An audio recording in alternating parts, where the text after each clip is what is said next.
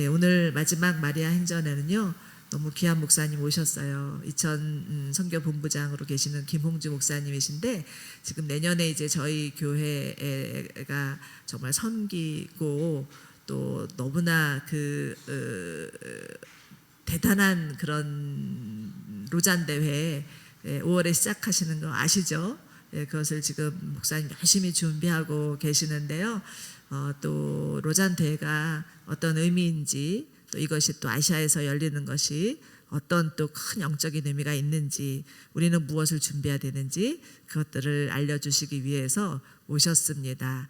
온 세상을 변화시키는 능력 복음이라는 제목으로 김홍주 목사님 말씀 선포해 주실 텐데요. 하나님께는 영광이요 우리 목사님께 감사의 박수 드리겠습니다.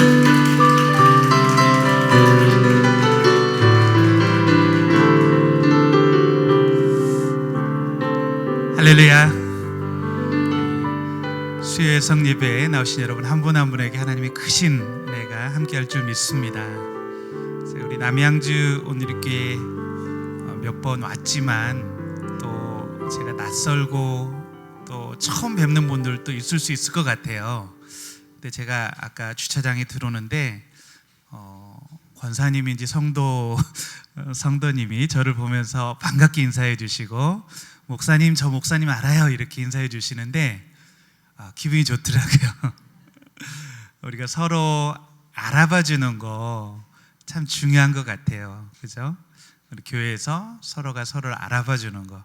근데 저희 교회가 크다 보니까 저희 목회자들이 성도님 한 분 한 분 잘 알고 인사하고 이래야 되는데 저도 사실 이제 인사는 받는데 이렇게 모를 때가 많아요. 그럼 너무 죄송해요. 근데 우리 하나님은 우리 한 사람 한 사람 아시고 나 너 잘 알아 반갑다 인사해 주시는 분인 줄 믿습니다. 예, 방금 소개해 주신 대로 저는 온누리교회에서 선교 본부 우리 900여 명의 선교사님들 섬기는 역할을 하고 있고 내년 또 9월에 이제 로잔 대회가 한국에서 열리게 되는데 실행 총무로 섬기고 있습니다.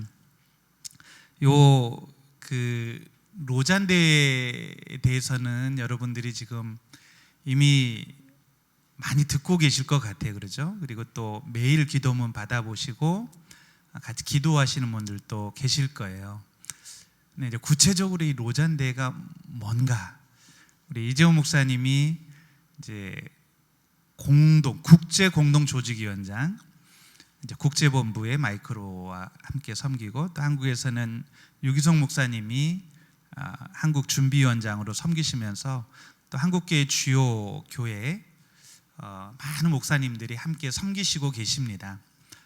내년에 약 200개국에서 기독교 지도자들 5천여 명이 인천에 모여서 일주일 동안 대회를 가지게 되는데 그래서 많은 분들이 기대도 하고 또 기도도 하고 여러분들도 온누리교회에 있으면서 자꾸 로잔 대회, 로잔 이야기를 듣는데 사실 잘 모르실 것 같아요. 그리고 아시더라도 이렇게 가슴에 와닿지 않고 기도는 하지만 이 로잔이 뭔지 그럴 것 같습니다. 그런데 너무나 중요한 대회고 또 내년에 우리 온누리교회가 함께 섬겨야 될 중요한 모임이기 때문에 오늘 제가 이제 여러분들하고 우리가 이 로잔 대회가 뭐고 왜 우리가 관심을 가져야 되고 또 어떻게 우리가 기도해야 되는지 좀 나누는 시간을 갖도록 하겠습니다. 이 로잔 운동 그러면 한마디로 뭐냐면 복음의 능력을 다시 회복해서 우리가 함께 세계 복음화에 동참하자는 운동입니다. 그러니까 로잔 운동은 복음의 능력을 다시 회복하자는 운동이고 그래서 세계 복음화를 촉진하자 이런 동기로 모였던 모임이 로잔 운동입니다. 그러니까 하나님의 이 성경이 정확무한 하나님의 말씀이라는 것을 다시 고백하고 그리고 예수 그리스도만이 유일한 구원자라는 것을 선포하고 모임 이 로잔이라고 할 수가 있습니다. 너무나 당연한 얘기인데 이게 왜 그렇게 중요한지 이제 좀 나누도록 하겠습니다. 어쨌든 이 로잔 운동은 복음 운동이라고 할 수가 있습니다.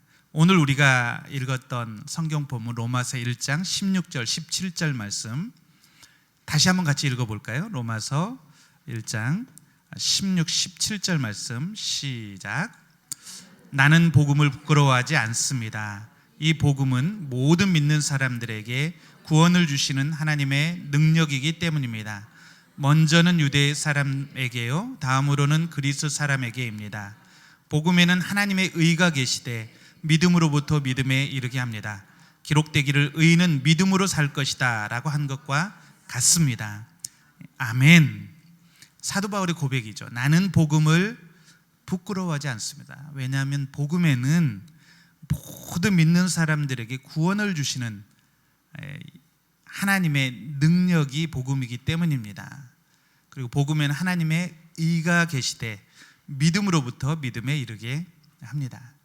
이 복음은 모든 믿는 자에게 구원을 주신 하나님의 능력이기 때문에 사도 바울은 나는 복음을 부끄러워하지 않습니다. 이 하나님의 의, 이 하나님의 변함없는 신실한 사랑이 복음에는 나타나 있어서, 계시되어 있어서 누구든지 하나님께서 십자가에서 행하신 그 신실한 사랑의 행동, 우리를 위해서 행하신 그 일을 믿으면 구원에 이르게 된다고 말합니다.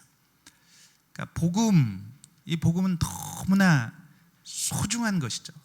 사실 저와 여러분이 이곳에 지금 모여 있는 이유도 복음 때문 아닙니까? 복음 때문이죠.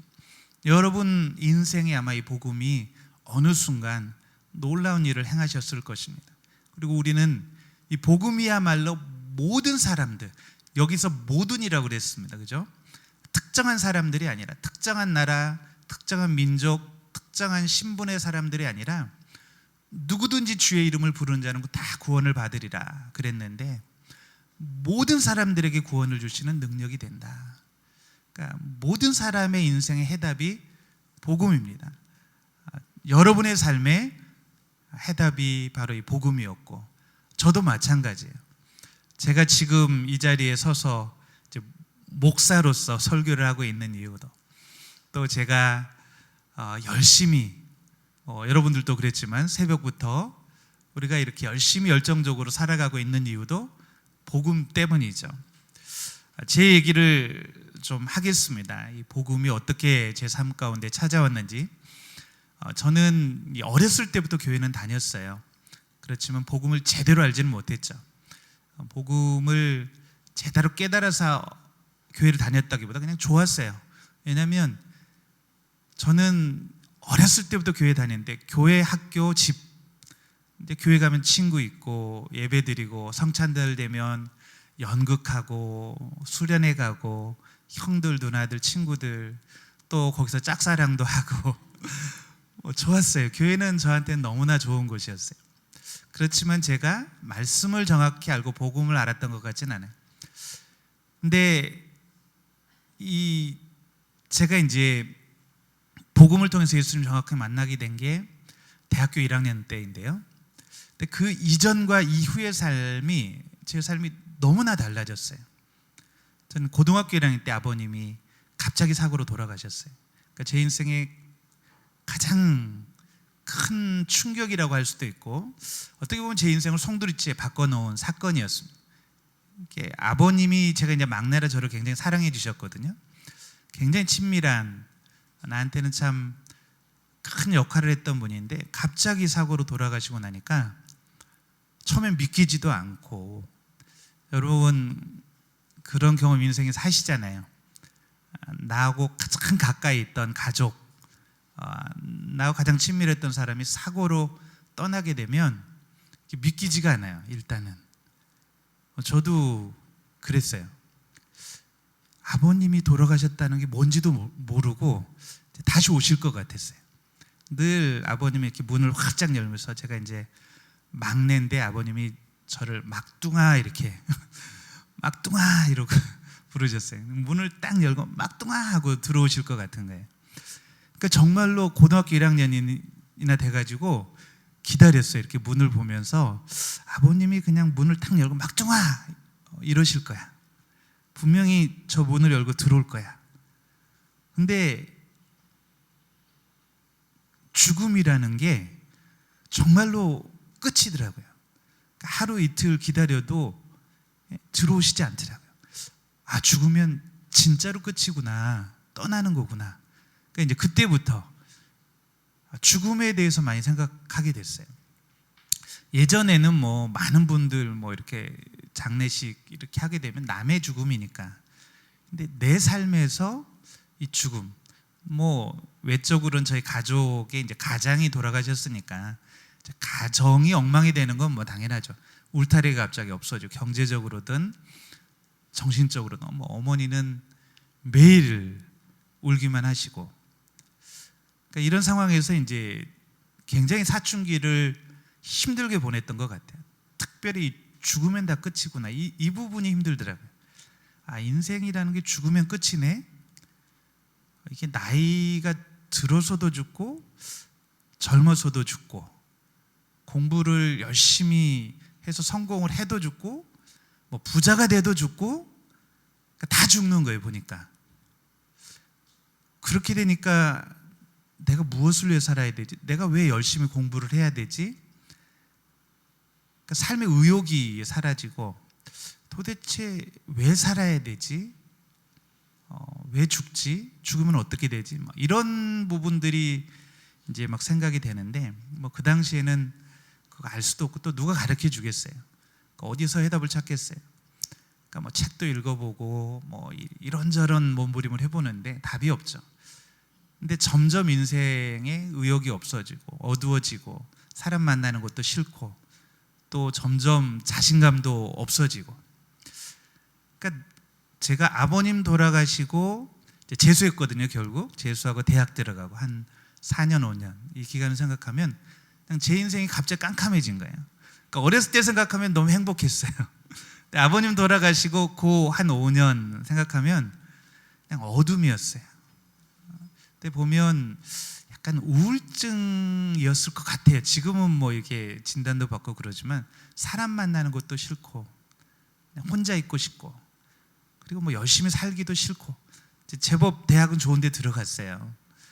근데도 막 대학 들어가니까 친구들은 뭐 미팅도 하고 데모도 하고, 근데 뭐 그런 걸 봐도 뭘 저렇게 아둥바둥 저런, 어차피 다 죽는데. 여러분, 이 공허함, 허무함, 이 죽음의 관점에서 인생을 보면 참 인생 별거 없습니다. 별거 없어요. 뭐 열심히 운동하고 뭐 막 친구들 축구하고 노는데 보면 허무해요. 저 뭐 하는 짓인가? 축구를 하는데 저 공을 가지고 왔다 갔다 하면서 그걸 넣겠다고. 저게 뭐 하는, 뭐 산에를 올라가는데 뭐 올라갔다 내려올 거를 뭘 저렇게 올라가는. 참 의미 없는 게 인생이에요. 그러니까 나중에 뭐 전도서 보면 헛되고 헛되도다. 다 헛된 거예요. 뭐 성공하겠다고 아둥바둥 하는 것도 그렇고, 잘해보겠다고 그러는 것도, 경쟁하는 것도 그렇고. 그러니까 이제 굉장히 성격이 어두워지고 염세적이 되고 의욕도 없어지고, 사실은 죽고 싶은 마음도 생겨요. 이렇게 살아서 뭐하나, 차라리 좀 죽고, 이 죽음이 인생의 끝이란 그냥 쉬고 싶다, 힘들고 피곤하고 뭐 이런 그런 과정에서 이제 교회는 다녔으니까 성경 공부하다 말씀이 제 눈을 깨웠어요. 말씀을 공부하는데 깨달아지는 거 있잖아요. 하나님이 쫙 보여주시는 거. 근데 말씀을 통해서 내가 하나님 앞에 굉장히 소중한 존재라는 거를 깨닫게 해주셨어요. 내가 누구인가를 깨닫게 해주셨어요. 하나님이 굉장히 사랑하시는 존재, 내가 존귀한 존재, 내가 이렇게 살 존재가 아니구나. 그래서 이제 말씀이 쫙 깨달아지고, 예수님이 나를 위해서 십자가에 죽으셨다는 사실이 믿어지는 거예요. 와, 여러분, 이게 믿어지는 게 은혜 아닙니까? 그러니까 우리가 교회 다니면서 참 많이 십자가에 대해서 듣는데 이게 믿어지는 거예요, 진짜로. 그리고 하나님이 정말로 나를 그렇게 사랑하시는구나. 이게 깨달으니, 우리가 이거를 거듭남이라고 그러잖아요. 거듭나고 나니까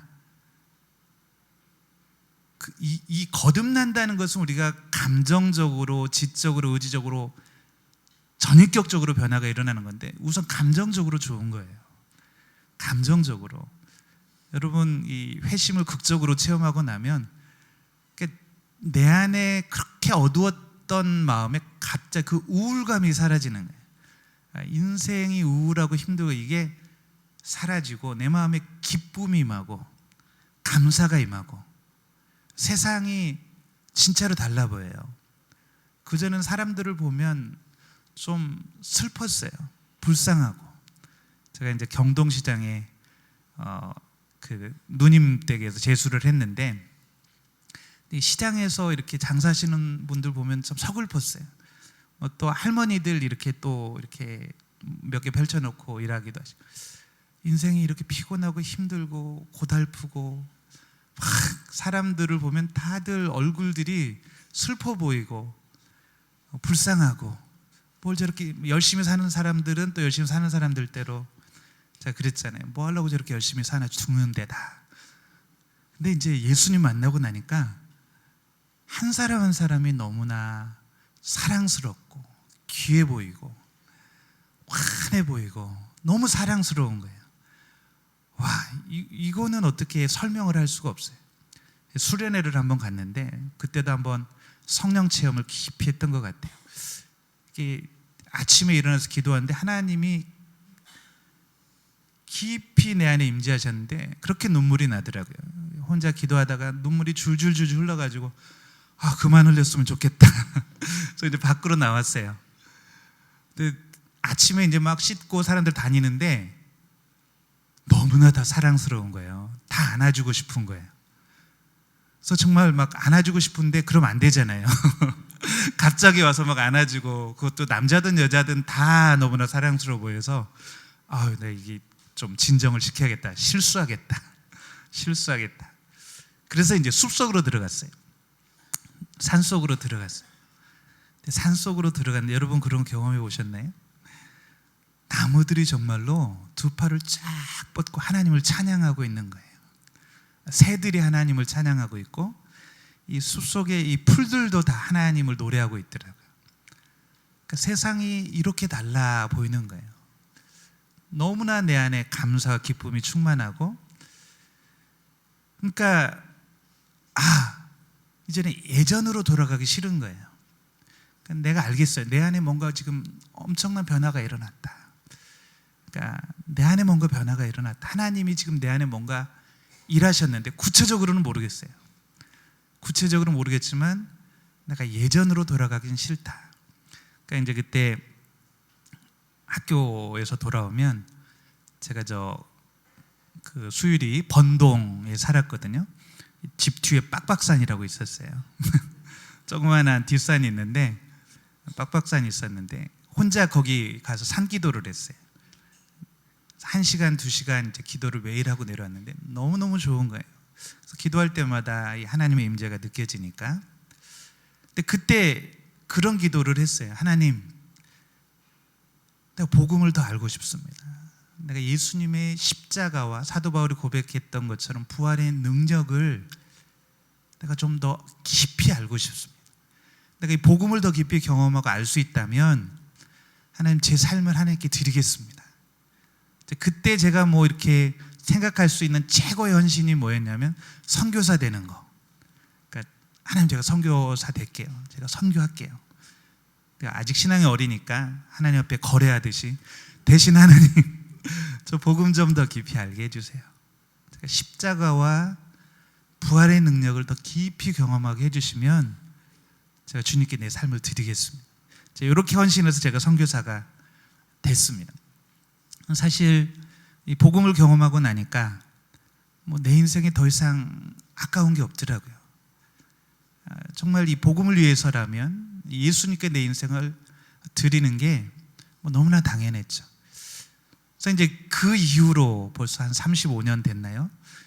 꽤 시간이 지났는데 너무 감사한 것은 여전히 복음 때문에 감사하고 복음 안에서 주님과 동행하는 이 걸음이 너무 감사하고 그 후로 많은 삶의 여정이 있었지만 뭐 연약할 때도 있었고 사역하면서 힘든 때도 있었지만 제가 이제 그러다가 선교사 되겠다고 그 길을 가서 신학도 하고 또 안산 그 이주 근로자죠. 노동자들 섬기겠다고 가서 인도네시아 친구들을 섬기고 또 오늘이 오고 선교지 가서 한 10년 있고 다시 또 부름받아서 와서 이제 10년째 선교본부장으로 섬기고 있는데 내가 뭘 하든지 어디에 있었든지 주님이 나와 함께 했고 이 복음 때문에 행복했고 복음 때문에 오늘 감사했고 여전히 복음을 더 깊이 알고 싶은 마음이 있습니다. 어쨌든 이 복음은 저에게도 너무나 소중하고 저는 사도 바울의 이 고백처럼 이 복음이 모든 믿는 자에게 구원을 주신 하나님의 능력이라는 것을 믿습니다. 우리 여기 계신 성도님들에게도 이 복음이 능력이 됨을 믿습니다. 제가 로잔 운동을 사랑하는 것은 또 로잔을 위해서 섬기면서도 제가 힘이 나는 것은 이 로잔 운동이 바로 이 순수한 복음을 지키고 이 복음을 전하자는 그런 운동이기 때문에 그렇습니다. 제가 로잔 운동을 조금 설명을 드리겠습니다. 이 로잔이라는 말은 사실 지명이죠. 스위스 로잔이라는 작은 도시에 1974년도에 많은 기독교 지도자들 약 150개국에서 2,700명의 복음주의 지도자들이 모입니다. 당시에 빌리 그레함 목사님, 존 스토트 목사님 이런 분들이 주도를 해서 그것에 모입니다. 이 로잔 운동을 나타내주는 핵심적인 구호가 온 교회가 온전한 복음을 온 세상에 전하자는 구호입니다. 온 교회가 온전한 복음을 온 세상에 전하자. 여러분 여기 보면 온전한 복음이란 표현을 좀 주목할 필요가 있습니다. 왜 온전한 이런 단어를 썼을까요? 그 당시 뭔가 온전하지 못한 복음, 왜곡된 복음, 잘못된 복음이 있었다는 것을 전제하는 거죠. 그러니까 교회 역사를 보면 사실 기독교 역사를 보면 수없이 복음을 왜곡하고 온전하지 못한 복음, 잘못된 복음을 전해왔던 역사가 그런 시도들이 있었습니다. 1974년도에도 교회의 주요 교단들을 휩쓸고 있었던 신학이나 복음이 그랬어요. 여러분 들어보셨을 거예요. 자유주의 신학. 그러니까 자유주의 신학이라는 것은 성경을 하나님의 말씀으로 믿지 않는 거예요. 교회 지도자들이 신학자들이 이 성경을 하나님 말씀으로 믿지 않고 예수님만이 유일한 구원자라는 걸 믿지 않는 거예요. 그러니까 이 성경을 하나님 말씀으로 믿지 않는 이상하지 않나요? 근데 실제로 그랬어요. 이것도 인간의 책이고 그냥 역사의 산물이고 그렇기 때문에 우리가 얼마든지 이 성경을 우리가 해부하고 그러니까 이 성경에서 뭐 이상한 내용들 다 빼는 거예요. 뭐 기적 이야기 이런 거 있을 수 없어. 다 빼고 예수님의 부활 이런 거 다 빼고 그리고 뭐 막 성경이 너덜너덜해지는 거예요. 이거는 뭐 이렇게 쓰였으니 잘못된 거고 이건 잘못된 거고 그런 신학이 교회를 휩쓸고 있었어요. 그러니까 거기서 어떻게 신앙이 생깁니까? 또 하나는 예수님만이 유일한 구원의 길이다. 이거를 믿지 않는 거예요. 교회 지도자들이 모여서 예수님 외에도 구원의 길이 있다. 다른 종교에도 구원이 있다. 예수님을 통해서만 구원받는 건 아니다. 소위 종교다원주의죠. 이런 신학이 가르쳐지는 거예요. 아니 예수님만이 유일한 구원의 길이 아니면 전도할 필요 없죠. 굳이 우리가 여기 와서 이렇게 예배드리고 있을 필요가 없죠. 다른 방법을 통해서 구원받을 수 있다면 다른 종교를 통해서도 구원받을 수 있다면 근데 놀랍게도 이런 가르침들이 교회 안에서 그냥 일부가 아니라 주요 교단들에서 주요 지도자들이 그런 가르침들을 가르쳤다는 거예요. 또 하나는 이제 그때 뭐 아주 60년대 전 세계가 시끄러웠지 않습니까? 그러니까 2차 세계대전 끝나고 뭐 여러 나라들이 이제 식민 통치에서 해방되고 뭐 그러면서 인권 문제 여러 가지 문제가 있었는데 그러니까 교회가 이 구원이라는 개념을 왜곡하는 거예요. 그러니까 구원은 우리가 어떻게 알고 있어요? 죄로부터의 구원이잖아요. 죄와 죽음과 이 사망 권세로부터의 구원이 성경이 가리키는 구원이잖아요. 근데 그 당시에 뭐라고 가르쳤냐면 구원은 죄로부터의 구원이 아니라 정치적 해방이다. 그러니까 이런 모든 억압으로부터의 해방이 곧 구원이다. 이런 정치 신학이 또 막 나옵니다. 그러니까 처음에는 이런 주장들이 처음에 나올 때는 뭐 우리가 판단을 잘 못하잖아요. 긴가민가. 그래서 많은 복음주의 지도자들도 같이 그런 운동에 참여했는데 나중에는 점점 견딜 수 없게 된 거죠. 그래서 복음주의 지도자들이 위기감을 느낀 거예요. 이건 아니다. 그래서 이제 따로 로잔이라는 도시에 2,700명의 기독교 지도자들이 모인 거예요. 그래서 다시 한번 우리의 신앙을 확인하는 거예요. 성경은 정확무한 하나님의 말씀이다. 이건 영감된 하나님의 말씀으로 우리는 믿는다. 이걸 고백하고 오직 예수님만이 우리의 인생의 유일한 구원자이시다. 오직 예수 그리스도의 십자가 죽으심을 통해서만이 우리가 구원받는다. 구원은 정치적 해방을 의미하는 것이 아니라 죄로부터의 해방이다. 이것을 다시 고백하고 이 복음은 모든 사람들에게, 모든 나라, 모든 열방에 전해져야 될 복음이다. 전 세계에 전해져야 될 복음이다. 사도 바울은 나는 복음을 부끄러워하지 않는다고 말했고, 사도들은 이 복음을 위해서 목숨을 걸고 이 복음을 전했는데, 모든 교회가 다시 한번 이 복음을 고백하고 이 복음을 전하는 일에 힘을 합하자. 세계 복음화에 힘을 합하자. 이제 이런 그 신앙들을 확인하고 그거를 또 로잔 언약이라고 문서로 남겼어요. 존 스토트 목사님이 주도를 해서 문서로 남겼어요. 근데 감사하게도 이 로잔의 모임이 기독교 교회에 엄청난 영향을 미치게 된 거예요. 사실은 많은 사람들이 헷갈려고 있다가 기독교 지도자들이 다시 한번 이 복음에 대해서 그렇게 고백해 주니까 많은 사람들이 같이 이 운동에 동참하게 되고, 이후에 아주 수많은 자발적인 여러 가지 모임들이 생겨나게 됩니다. 그래서 교회가 다시 한번 영적으로 활기를 회복하게 되고 다시 한번 전도와 선교에 집중하게 된 것이죠. 그러니까 어떻게 보면 이 로잔 운동이 당시 굉장히 영적으로 혼란스럽던 교회를 살렸다고도 볼 수 있습니다. 그래서 이 로잔 모임 운동이 너무나 중요한, 정말 하나님이 너무나 중요하게 사용하신 거죠. 이런 로잔 대회가 지금까지 지난 50년 동안 3번 열렸고 4번째 열리는 겁니다. 그러니까 이게 매년 열리는 대회가 아니라 74년도에 열렸고 89년도에는 마닐라에서 열렸고 2010년도에 남아프리카 케이프타운에서 열렸어요. 그리고 이제 내년에 한국에서 열리게 됩니다.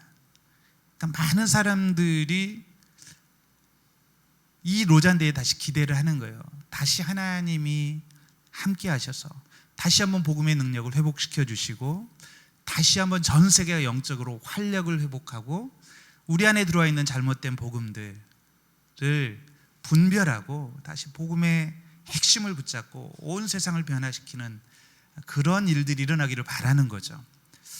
그래서 여러분 기억하실지 모르겠는데 지난 8월에 우리가 이제 비전 헌금을 했어요. 로잔 대회를. 그때 영상을 저희 선교부에서 열심히 만들었는데 그걸 한번 보고 이 영상이 나중에 제가 설명할 때 잘 이해가 되면 이제 제가 오늘 성공한 건데 또 영상으로 봐야 여러분들 조금 더 집중을 하니까 한 번 더 보겠습니다.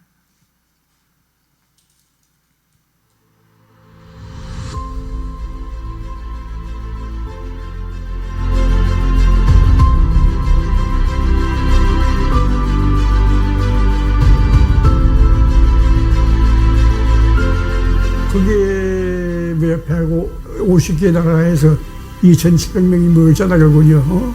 그게 모아가지고 성소의 권위를 확인하면서 그리스도의 복음밖에 없어. 그 유일성을 확인하고 세상에 전도할 필요가 없다고 그러는데 아니야 우리는 전도해야 돼. 조금만이라도 전도해야 돼 하고 그 무지하게 운동을 했다고 그러거든요. 그 당시에 각처에 있던 그 조그만 성회단체들 다 함께 모였다고. 큰 교파, 보험도 신학이 다 모여서 그 어떤 신학자가 말하기를 문관에 개개에 흐르고 있던 조그만 개울이 모여가지고 큰 배가 갈 수 있는 강을 만들었다. 이게 로잔운동이었다고.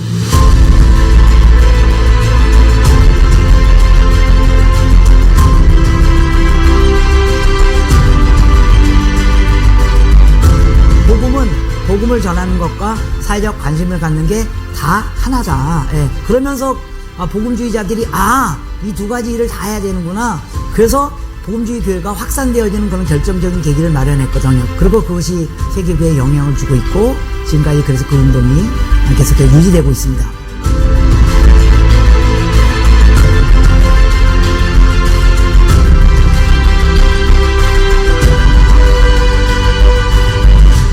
저는 이 로잔 운동은 새로운 종교 개혁이라고 봐요. 자기의 그 일터, 가정과 직장과 그리고 이 사회 깊숙이 정말 보냄받은 하나님의 그 보내심의 뜻을 이루어 드리는 것이 하나님이 우리를 이 땅에 보내신 선교적 삶이다. 이것이 저는 로잔 정신이 아닌가 이런 생각을 했습니다.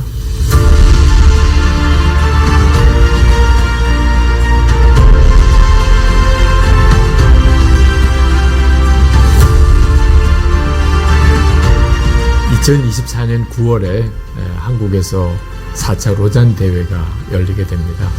그동안 이 로잔 운동이 한국 교회를 건강하게 만드는 일에 결정적인 역할을 해왔습니다. 그리고 온전한 복음을 온 세상에 전해야 되는 이 비전 하나로 한국 교회가 한국 사회의 건강한 변화를 위하여 섬기는 그런 동기도 되고 또 중요한 지침도 우리가 얻었습니다. 온누리 교회 성도 여러분들에게 이 일을 위한 기도 부탁을 드립니다. 로잔 운동은 세계 복음화를 위한 복음주의 선교 네트워크입니다. 역사상 4번째 열리는 로잔 대회를 섬기게 된 것은 큰 특권입니다. 역사상 가장 많은 복음주의 지도자들이 모이게 될 이 대회를 섬기는 것은 큰 부담입니다만 한국 교회가 얻게 될 영적인 축복 또한 매우 클 것입니다. 한국 교회는 세계 복음주의 교회 역사의 중심에 있습니다. 온누리 교회도 그 가운데 중요한 역할을 함께 감당하고 있습니다. 다양한 영역에서 한국 교회를 깨우며 이 대회를 준비하고 있습니다. 이 모든 준비 과정에서 예수 그리스도의 영광만이 나타나게 되기를 기도해 주십시오. 또한 기쁨으로 후원해 주십시오. 감사합니다.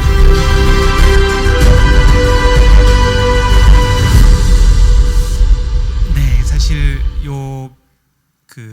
영상만 봐도 로잔 운동이 어떤 운동인지 알 수가 있는데, 근데 이제 유기성 목사님이나 이재훈 목사님이나 이 로잔 운동, 내년 열리게 될 로잔 운동이 너무 중요하다. 왜냐하면 한국 교회가 이제 많이들 위기라고 그러잖아요.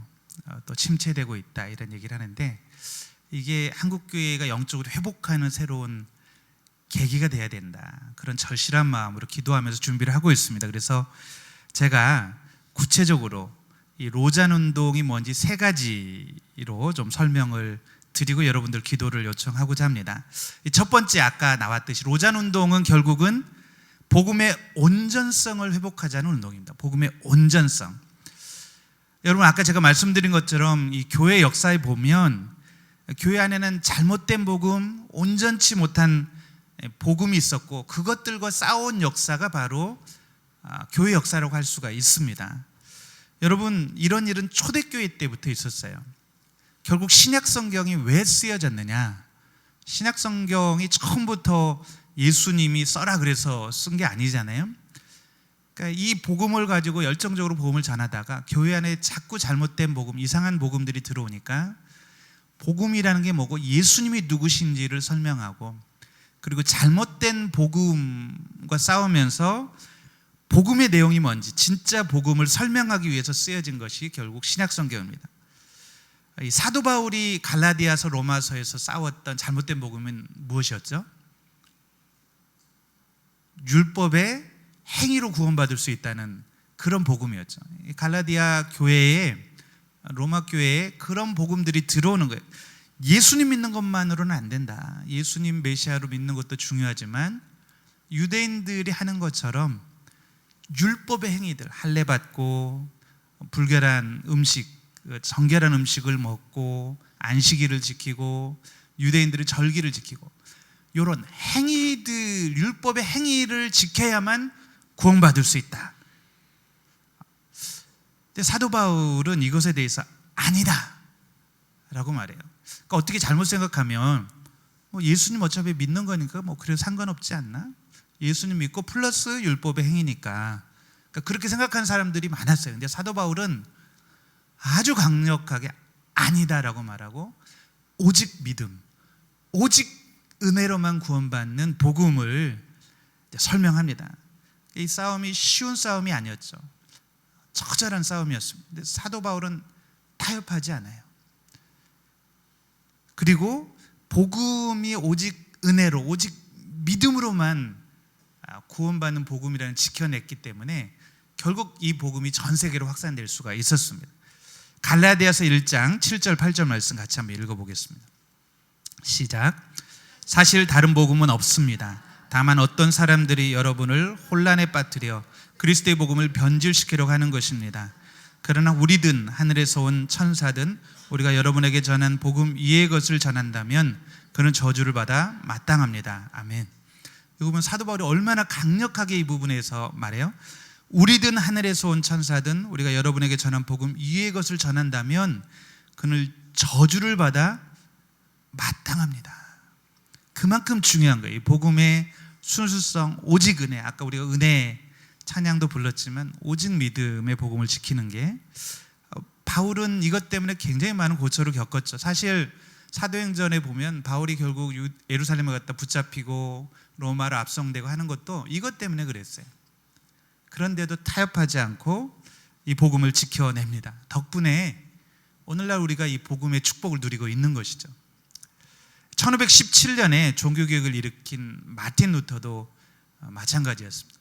그 당시에 카톨릭이 복음을 변질시키고 잘못된 복음을 가리키고 있었어요. 카톨릭도 시간이 지나니까 오직 은혜 믿음이 아니라 행위 구원을 가리킨 거예요. 그러니까 믿음도 필요하지만 행위도 필요하다는 거예요. 행위. 그러니까 하나님을 기쁘시게 하기 위한 행위들이 필요하다. 그러니까 마틴 루터도 어렸을 때부터 그 카톨릭에 성장했기 때문에 그게 진리라고 생각을 했어요. 당연히. 그리고 마틴 루터는 특별히 영적인 감수성이 예민한 사람이었던 것 같아요. 윤리적으로. 그러니까 하나님을 기쁘시게 하기 위해서 정말 수많은 노력들을 합니다. 수시로 금식해요. 그리고 뭔가 자기 안에 막 그 죄의 욕망들이 일어나면 이런 추운 겨울에 밖에 나가서 옷을 벗고 추위에 막 고행을 합니다. 그리고 채찍으로 자기를 채찍질하면서 이 죄의 욕망을 죽이기 위해서 그렇게 노력을 합니다. 그리고 수시로 제가 조그만한 것이라도 생각이 나고 그러면 카톨릭 고해성사가 있잖아요. 막 그 고해성사실로 쫓아가는 거예요.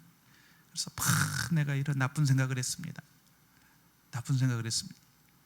그러니까 하루에도 너무나 자주 찾아오니까 이제 그 신부님이 막 귀찮을 정도로 그런 건 좀 안 해도 돼. 근데 이 마틴 루터나 하여튼 조금이라도 안에 거리끼는 게 있으면 막 그렇게 해서 하나님을 정말로 만족시키기 원했고 하나님한테 잘 보이려고 행위로, 그러니까 마틴 루터처럼 그렇게 노력한 사람이 없어요. 근데 그렇게 노력을 하면 할수록 어땠냐면 이 마음에 늘 부족함이 느껴지는 거예요. 더 해야 되는 거 아니야? 더 해야 되는 거 아니야? 이거 불안해요. 심판받을까? 나는 뭐 자기 안에 있는 이 조그마한 것들 심판받을까 봐 불안하고, 그러니까 자기 자신에 절망하게 되죠. 노력을 하면 할수록 절망하게 돼요. 나는 죄인이구나. 나는 구원받을 수 없겠구나. 심판받겠구나.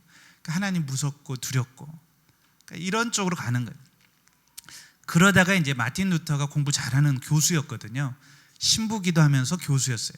그러니까 신학교에서 갈라디아서 로마서를 가르치다가 이 말씀을 이제 깨닫게 된 거예요. 복음, 사도 바울이 전했던 복음, 오직 믿음으로만 의롭게 된다, 오직 은혜로만 구원받는다, 이거를 깨닫고 이 복음 안에 자유함을 누리게 된 거죠. 아마 저는 단순히 지적인 깨달음이 아니었을 거예요. 제가 아까 말씀드렸던 그런 감정적인 자유함, 이걸 깨닫고 나면요, 우리 안에 우리를 짓누르고 있던 이 죄의 짐이 벗겨지잖아요. 이 죄의 짐이 벗겨지고 영혼이 자유로워지고 가벼워지고 은혜와 기쁨으로 충만해지는, 아마 이런 회심을 경험을 하게 됩니다. 그리고 이제 그 시각으로 카톨릭을 보니까 이거는 카톨릭이 너무나 부패한 거죠. 잘못된 복음, 왜곡된 복음으로 사람들을 속이고 있는 거죠. 심지어 면죄부라는 것도 판매했잖아요. 그러니까 헌금을 많이 할수록 그 통에다가 동전을 넣어서 땡그랑 소리가 나면 저 연옥에 있는 부모님, 예수님 잘 안 믿었던 부모들도 천국으로 옮겨진다. 누가 헌금 안 하겠어요? 그렇죠? 내가 사랑했던 사람들이 지옥에서 천국으로 옮겨진다는데 집이라도 팔죠. 그만큼 타락한 거예요. 그러니까 그건 아니다 그러고 이 반박문, 그건 복음이 아니다라고 반박문을 붙였. 그러니까 뭐 마틴 루터가 처음부터 대단한 종교 개혁을 일으키려고 했던 게 아니었어요. 근데 그런 반발을 억누르려고 하고, 근데 오히려 마틴 루터의 그 이야기를 듣고 동일한 고민, 동일한 그런 절망 가운데 있던 사람들이 반응한 거죠. 우리가 성경을 읽어보니까 진짜로 복음은 오직 믿음으로만, 오직 은혜로만. 그러니까 이게 폭발적으로 많은 사람들이 동참하게 되면 종교 개혁이 일어나게 된 것입니다. 그래서 어떤 시대든지 우리가 정말 순전한 복음, 이 복음의 능력을 경험하기만 하면 각 시대를 뒤집어 놓는 그런 변화의 역사가 일어나게 된다는 것이죠. 그렇다면 여러분, 오늘날 우리 안에는, 이 시대에는 잘못된 복음, 왜곡된 복음이 없을까요? 사실 많이 있습니다. 교회 안에도 많이 있고 우리 안에도 있고, 우리가 왜곡되게 알고 있는 복음, 이런 복음들이 교회 안에도 들어와 있습니다. 요즘 이단들이 얼마나 많습니까? 또 이단에 이렇게 미혹된 분들이 얼마나 많습니까? 너무나 안타깝죠. 우리 가족 중에서도 있을 수 있어요. 저도 이렇게 친척 중에 신천지, 얼마 전에 참 가슴 아픈 영상 봤는데, 작년에 사실 봤는데, 우리는 코로나 끝나고 이렇게 봤더니 코로나 때 10만 명 뭐 신천지 그 무슨 무료 성경 신학원 졸업식 했잖아요. 대구에서 올해도 하고. 깜짝 놀랐습니다. 거기 우리 젊은이들이, 우리 자녀들이 다 거기가 있는 거예요. 만약 교회에서 우리 자녀들이 제대로 복음을 알고 경험했다면 그런 잘못된, 미혹하는 거짓 가르침의 미혹이 됐을까? 어떻게 보면 우리 목회자들의 책임이고, 우리 교회가 복음의 능력을 잃어버린 책임이죠. 복음을 제대로 전파하지 못했고 복음을 제대로 가르치지 못한 책임이죠. 이 복음, 모든 믿는 자에게 구원을 주신 하나님의 능력인데, 이 복음 안에서 예수 그리스도를 경험하기만 하면 어떤 문제든지 인생의 문제가 해결될 수 있는 우리 젊은이들이, 자녀들이 교회에서 이 복음을 발견하지 못하고 방황하고 있는 것이죠. 그래서 저희 안에 이 4차 로잔 대회가 다시 한번 이 순전한 복음, 온전한 복음을 회복하는 계기가 되고, 한국 교회가 다시 복음으로 돌아가는 그런 계기가 되기를 간절히 바라는 것입니다. 이 4차 로잔 대회가 우리 한국교회 영적 부흥을 일으키는 새로운 그런 기회가 되기를 위해서 우리가 기도해야 될 줄 믿습니다. 두 번째 로잔 운동은 온 세상을 복음으로 변화시키자는 운동입니다. 온 세상. 여기서 온 세상이 중요합니다. 여러분, 우리 한국교회 안에, 우리 안에 들어와 있는 잘못된 복음 중에 하나가 뭐냐면 나 중심의 복음입니다. 우리는 복음을 이해할 때 내가 예수님 믿고 구원받고 이 땅에서 잘 되고 그리고 천국 가는 거, 이게 복음이다. 그러니까 일면 맞죠, 그렇죠? 우리가 예수님을 믿고 나면 구원받고 이 땅에서도 그런 천국의 삶을 누릴 수 있어요. 하나님의 임재 안에서 우리 영혼이 변화되고 자유함을 얻고 그리고 죽어서 천국 가게 하는 게 복음이죠. 그렇지만 복음은 단순히 그 정도가 아닌 거예요. 이거는 굉장히 복음을 축소한 거예요. 이 복음은 우리 각 개인뿐만 아니라 온 세상을 변화시키는 능력인 줄 믿습니다. 아멘. 이 복음은 기본적으로 통치에 대한 기쁜 소식 아닙니까? 그러니까 복음을 여러 가지로 이해할 수가 있습니다. 근데 저는 통치에 대한 기쁜 소식이다. 그러니까 우리의 인생이 누구의 통치를 받느냐에 사실 행복이 달려 있습니다. 근데 이전에는 뭐의 통치를 받았어요? 죄의 통치를 받고 사단의 통치를 받고 죽음의 통치를 받았던 거예요. 죄와 사단과 죽음의 통치를 받으면 어떻게 돼? 인생이 망가지는 거예요. 영혼이 망가지는 거예요. 뭐 죄가 좋은 것처럼 아무것도 아닌 것처럼 뭐 동성애가 영혼을 망가뜨리는 것입니다. 죄는 그만큼 심각한 것이죠. 근데 복음 안에서 어떻게 돼요? 우리가 그리스도의 십자가 안에서 예수님을 만나고 나면 예수님이 우리의 인생의 왕으로 임재하시는 거예요. 하나님이 우리를 통치하시면 하나님은 자비와 사랑으로 우리를 통치하시지 않습니까? 하나님은 너무나 인격적인 분이시고 하나님은 우리를 축복하시기 위해서 일하시는 분이시잖아요. 우리를 하나님은 무한히 이타적인 분이세요. 그러니까 세상 통치자 이 사단 죄하고는 완전히 다른 분이시죠. 근데 이 하나님의 통치가 우리 개인의 영혼뿐만 아니라 온 창조 세계 그리고 사회 각 영역까지 임해야 되는 것입니다. 아멘. 그러니까 이게 복음이에요. 복음은 하나님의 나라에 대한 소식인데 하나님의 나라는 뭐예요? 하나님이 창조 세계 전체를 통치하시고 각 영역 우리의 인생에 그게 경제 영역이 됐건 정치 영역이 됐건 교육, 미디어, 가정 모든 영역에 하나님의 통치가 임해야 그것이 진정한 천국이 되는 것이죠. 그러니까 복음은 온 세상 모든 영역을 통치하시는 그런 하나님 나라에 대한 소식입니다. 근데 뭐냐면 우리가 나 중심의 복음이 위험한 것은 이 교회 울타리 안에다가 가두어 놓는다는 게 복음을. 그러니까 복음이 교회 안에서는 굉장히 능력이 있는 것 같은데 교회 울타리 밖에서는 전혀 능력을 발휘하지 못해요. 이 세상에 대해서는 무관심하게 만들어요. 여러분 그렇게 되면 세상은 사단의 놀이터가 되는 것입니다. 이 잘못된 이념들이 세상을 지배하게 되고 진화론, 물질주의, 쾌락주의, 세속주의 이런 것들에게 우리 자녀들을 다 빼앗기는 거예요. 우리 자녀들이 어렸을 때는 교회 안에서 예수님도 잘 믿고 성경도 암송하고 신앙생활 하다가 점점 자라면서 왜 교회를 떠나게 됩니까? 자녀들이 혼란스러운 거예요. 세상에 나가면 전혀 다른 가르침들, 이념들 이런 것들이 세상을 다스리고 있는 거예요. 그러니까 우리는 교회 울타리 안에서만 예수님을 믿게 되면 결국은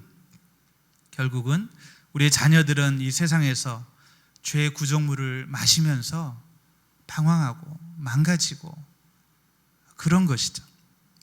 그러니까 나만 구원받고 나만 축복받으면 된다. 이 기복신앙이 그래서 위험한 것이고 이것은 성경적인 복음이 아니라는 것이죠. 그러니까 로잔 언약을 여러분 굉장히 짧습니다. 읽어보시면 이게 참 우리에게 소중했던 것은 이 로잔 언약이 이 하나님 중심의 복음을 일깨워줬습니다. 우리 개인의 신앙뿐만 아니라 각 사회 영역에서도 하나님의 통치가 이루어져야 된다는 사실을 일깨워주고 우리가 사회적 책임이 있다는 것을 일깨워줬습니다. 그러니까 돌이켜보면 처음 복음이 한국 사회에 들어왔을 때 굉장히 우리 개인의 영혼을 구원하기도 했지만 음주, 또 노름, 또 여성차별 이런 사회적인 악습을 몰아내는데 결정적인 역할을 했습니다. 뿐만 아니라 이 복음이 들어왔을 때 교육, 또 의료, 근대화 뭐 다양한 영역에서 복음이 영향을 미쳤어요. 심지어 그래서 어느 지역에서는 교회가 있는데 대전에 있다고 그러더군요. 그 교회를 지어준 사람이 당시 한국 그 유지였는데 예수님 안 믿는 사람이 교회를 건축한 교회가 있더라고요. 그 당시에 예수님도 안 믿는데 교회를 건축했어요. 왜냐하면 이분이 우리나라가 살 길은 기독교밖에 없다. 그래서 자기는 예수님 안 믿는데 자기 사제를 들어서 교회를 건축해 준 교회가 있더라고요.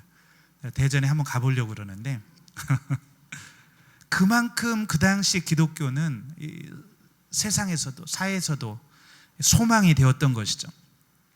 근데 언제부턴가 복음이 기독교는 이 세상에서는 점점 영향력을 잃어버리고 교회 안에서 우리끼리만 우리 개인의 영혼 구원하는 역할로만 한정이 되어버린 것입니다. 그래서 세상에서는 점점 영향력을 잃어버리니까 어느새 세상과 소통하는 법도 잃어버렸고 그러니까 교회 안에서 쓰는 용어와 세상에서 쓰는 용어가 다르고 문화가 달라지고 그러니까 세상 사람들은 복음을 들어본 적도 없는데 교인들을 보면 이상한 거예요. 자기들만의 언어를 쓰면서 어떻게 보면 굉장히 이기적인 사람들로 보이는 거죠. 사회적인 일에 관심이 없는. 로잔 언약은 우리가 사회적 책임이 있다는 것을 일깨워줬습니다. 한번 그 로잔 언약 5번 그리스도인의 사회적 책임 부분을 제가 자막으로 한번 보여드리겠습니다. 한번 같이 한번 보일까요? 잘 안 보이죠? 보이는 분이 읽고 같이 한번 읽어보겠습니다. 시작. 사람은 하나님의 형상대로 창조되었기 때문에 누구나 존경받고 섬김을 받아야 하며 착취당해서는 안 된다. 이 사실을 우리는 등한시해 왔고 때로 전도와 사회참여를 서로 상반된 것으로 여겼던 것을 뉘우친다. 물론 사람과의 화해가 곧 하나님과의 화해는 아니며 또 사회참여가 곧 전도일 수 없으며 정치적 해방이 곧 구원은 아닐지라도 전도와 사회 정치적 참여는 우리 그리스도의 의무의 두 부분임을 인정한다. 아멘. 여기 보면 분명히 전도와 사회 참여를 구분하지만 동일하게 우리 그리스도인들의 중요한 사명, 교회의 사명이라고 말하고 있습니다. 그래서 교육, 언론, 정치, 미디어, 가정 모든 영역에서 이 복음의 영향력을 미쳐야 되고 우리가 적극적으로 관심을 갖고 참여해야 된다는 것이죠. 사실 우리 온누리교회는 처음 시작할 때부터 이 로잔 언약의 영향을 받고 시작되었다고 할 수가 있습니다. 여러분 하영조 목사님이 1985년도에 온누리교회를 개척하지 않습니까? 근데 아시는 것처럼 이제 건강 때문에 그 전에 영국에서 3년 이상 한 4년 가까이 머무르게 됩니다. 그리고 그곳에 머무르면서 여러 가지 일들을 경험하고 또 공부를 하고 선교사 훈련도 받으시는데 그 중에 중요한 게 존 스토트 목사님, 말씀드렸듯 로잔 운동을 처음 시작했고 이 로잔 언약을 만드셨던 존 스토트 목사님이 만든 런던 인스티튜트라는 기관에서 1년 동안 공부를 하세요. 그리고 존 스토트 목사님과 개인적인 교제를 하십니다. 그러니까 이 런던 인스티튜트는 오늘날로 말하면 우리 두란노 같은 곳이에요.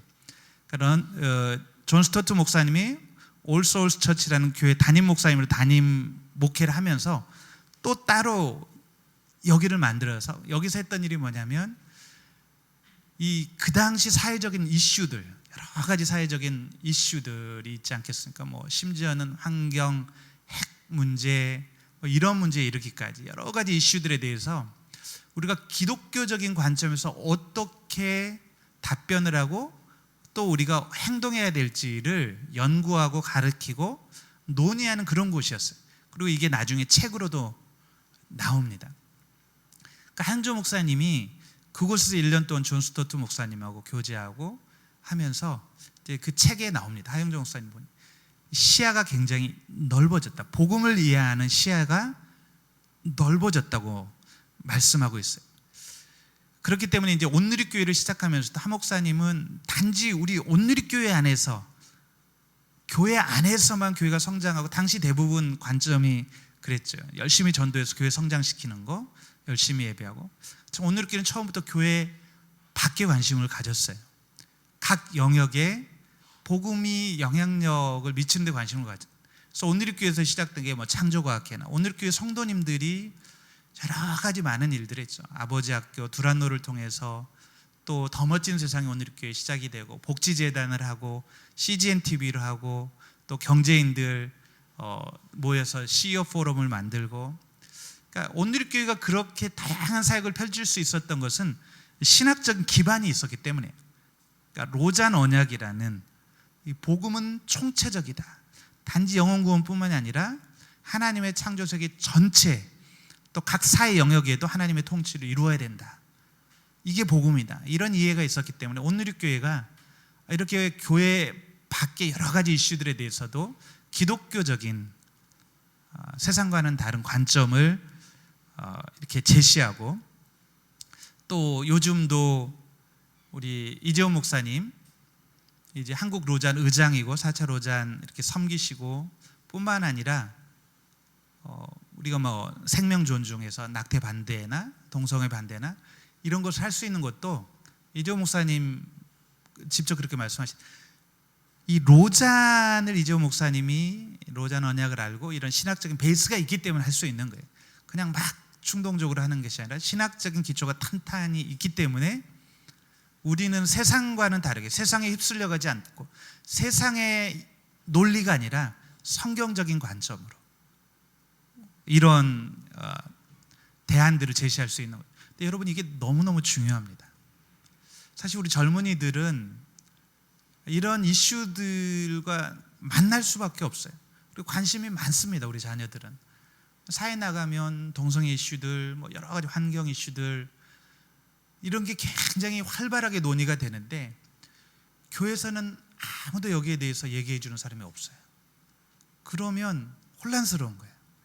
교회에서 그렇게 열심히 신앙생활하던 우리 자녀들이 사회에 나가서 벙어리가 되는 거예요. 어떻게 뭐 세상 사람들처럼 갈 수는 없잖아요. 우리가 세상의 이데올로기를 따라갈 수는 없잖아요. 근데 아무도 성경적으로 그럼 우리가 어떻게 해야 되는지 알려주지 않으면 둘 중에 하나죠. 교회를 떠나든지 아니면 교회 울타리 하나 더 꼭꼭 숨든지.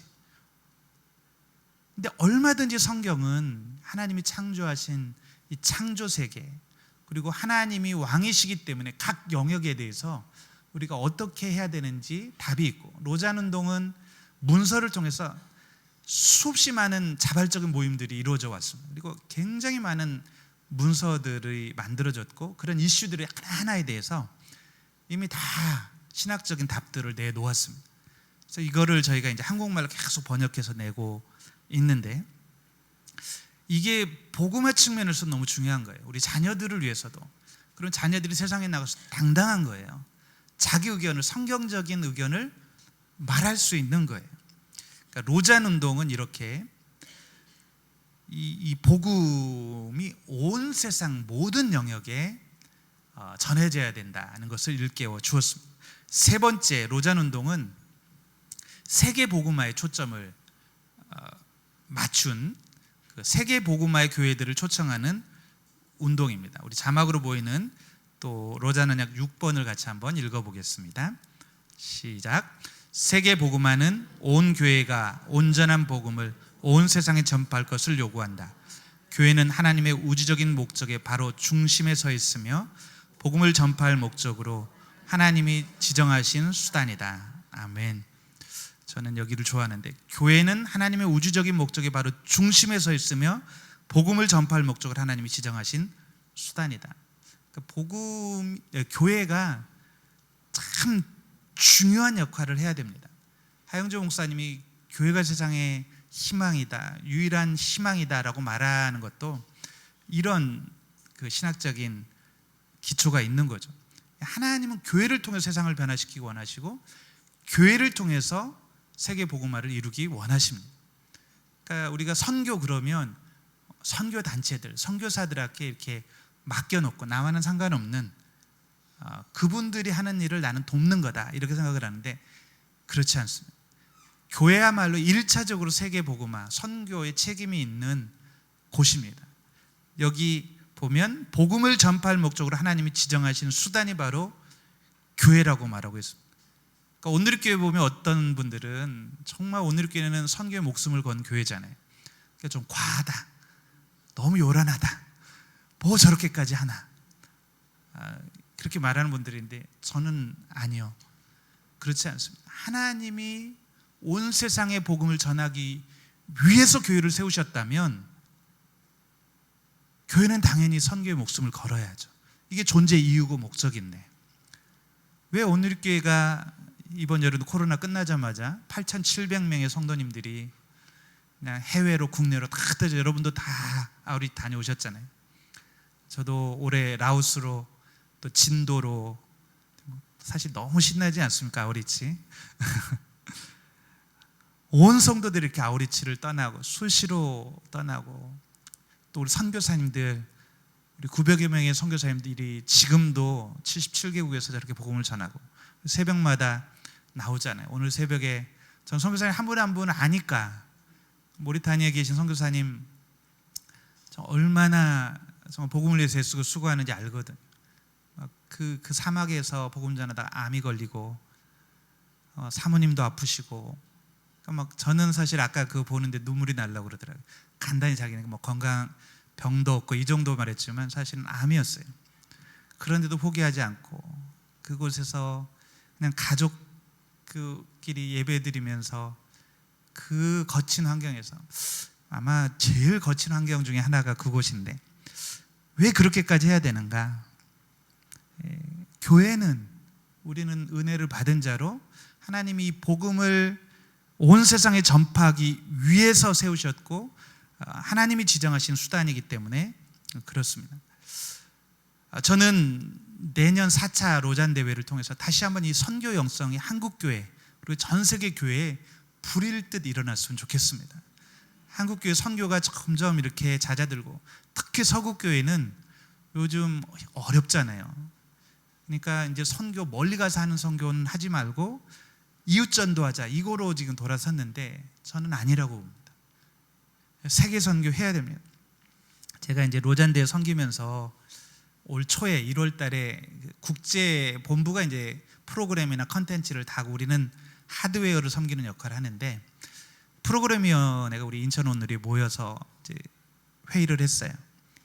프로그램을 짜는데 그 로잔대가 열리면 오전에는 성경을 가지고 공부하거든요. 같이 5,000명이 900개의 소그룹을 나눠서 성경 본문을 정하는데 지난 대회 때는 에베소서 있고 이번에는 사도행전을 정하는 거예요. 그래서 내년에는 사도행전을 공부합시다. 그래서 사도행전을 강해하고 소그룹이 그걸 또 같이 토론하고 거기서 주제를 뽑아서 또 주제 강연을 하고 뭐 이런 식으로 오전이 이루어지는데 저는 흥분이 되더라고요.